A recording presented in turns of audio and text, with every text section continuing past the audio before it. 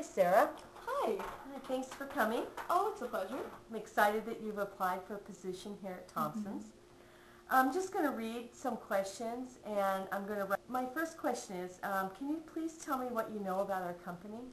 Well, I've been in a few times. In addition to that, I looked a few things up on the internet. I know you guys have been around for about 5 or 6 years now. And I know you're a packing place, and Christmas is probably your busiest time of year, which is why I'm here now. And you pack different packages for people to mail out across the world. And in addition to that, on the other side of the store, you make coffees for people to sit and enjoy and relax while other people are having their stuff packed. And I know from personal experience that's an ideal experience. Oh, great. How would you rate your communication skills? Oh, I would actually say that I have great communication skills. In fact, I find it to be one of my strongest points. I think in day-to-day life you're using communication, and in the past I've done speech and debate and different drama things that I think have ideally prepped me to be good at communicating with the people around me. Okay. How do you maintain an effective working relationship with your coworkers? Excuse me? An effective working relationship with your coworkers. How do I maintain an effective working relationship? Well, I would say that most importantly you need to get to know the people you're working with. Get to know a little bit about them in their personal lives as well as in your professional lives, and that way you can communicate with them better day to day. I think that's very important. Okay. How important do you think listening is in order to communicate effectively? Oh, very important. Very important. I mean, if you don't listen to someone, then you can't process what they're telling you, and therefore you cannot give them feedback. So I think that every day in everyone's life you should be listening to what other people are saying so that you're not just listening to what you yourself are thinking. Okay. This job requires a certain amount of independence. Please provide us with an example of your ability to work independently. Working independently, well, there's been a few experiences in the past, but I believe the most prominent is when I directed the drama camp. I directed a play. I was in charge of watching up to 20 children, and I had to delegate to younger people below me. And I really had to make sure that I was the one getting everything done. I was the one telling people what to do. And it was really an enriching experience, and one that I cherish forever, but it definitely helped me learn how to be very independent in the workplace. Okay. Describe a situation where you came up with a creative solution to a problem. Okay, well actually, in my previous job at Shipping Express, I think I came up with a lot of creative solutions, especially when it came to packing. Just last week, actually, someone brought in a high chair or a little sitting chair for a car, and they wanted me to pack it without putting it in a box. So I had to take cardboard and wrapping paper and lots of tape to wrap it together.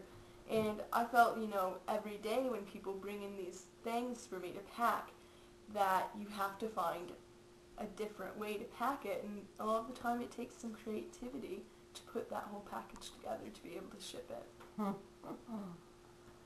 What are your 3 greatest strengths? My 3 greatest strengths. I would definitely put on top communication. I feel that's very important for me, that I can effectively communicate with people.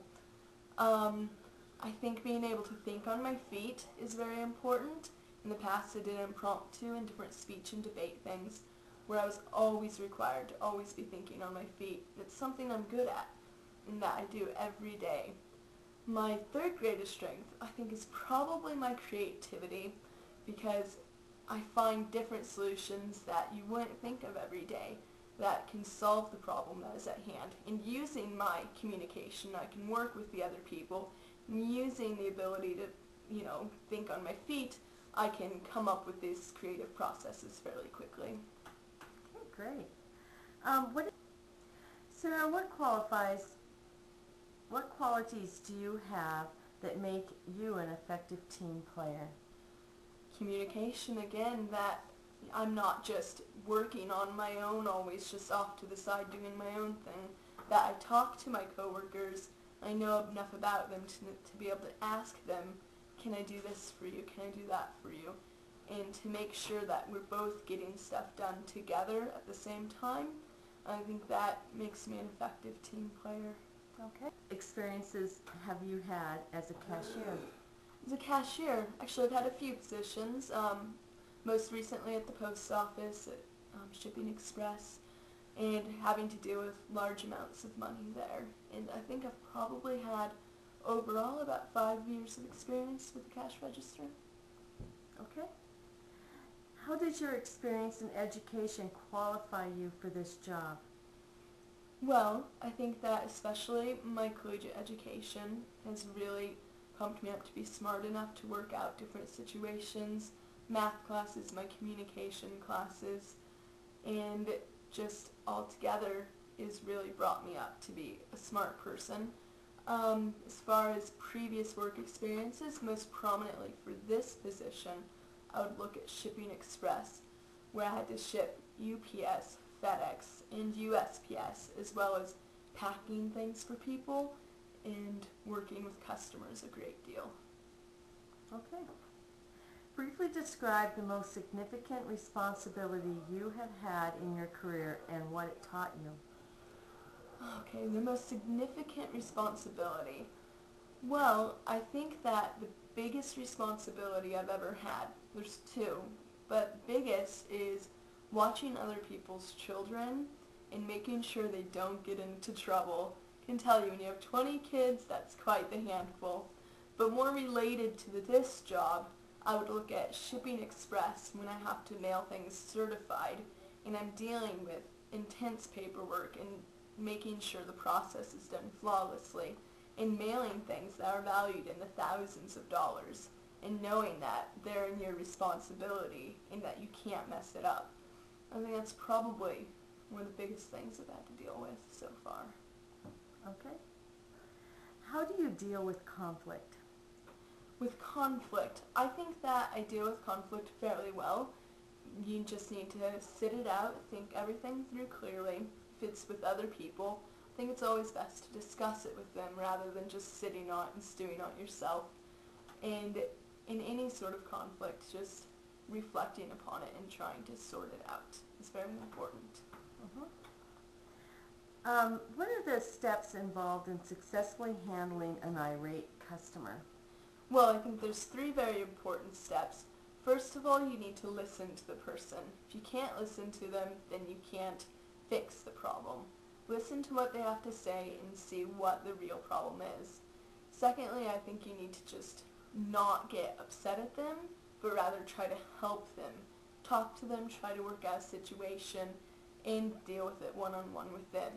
Thirdly, I think if the two of you cannot come up with a solution, that's very important to find someone else who can help you, or find a manager so that the person feels like you're doing everything that you can, which of course you should do everything that you can for them.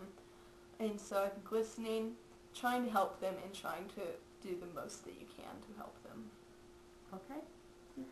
What makes you more qualified than the other candidates? Well, I think most importantly for this particular position, you should look at the fact that I have experience mailing things, and I have experience packing things, and I have experience making coffee. I think that's most important, that I have these years of experience behind me, and I think that's easier to find someone who knows what they're doing and to integrate them into your current process and into your current workplace. Okay. What does customer service mean to you? Customer service to me means helping the customer, giving them all the help they need. If there's a line of 20 people, helping each person individually for as much time as it takes, and not just trying to rush people through, really helping the customer.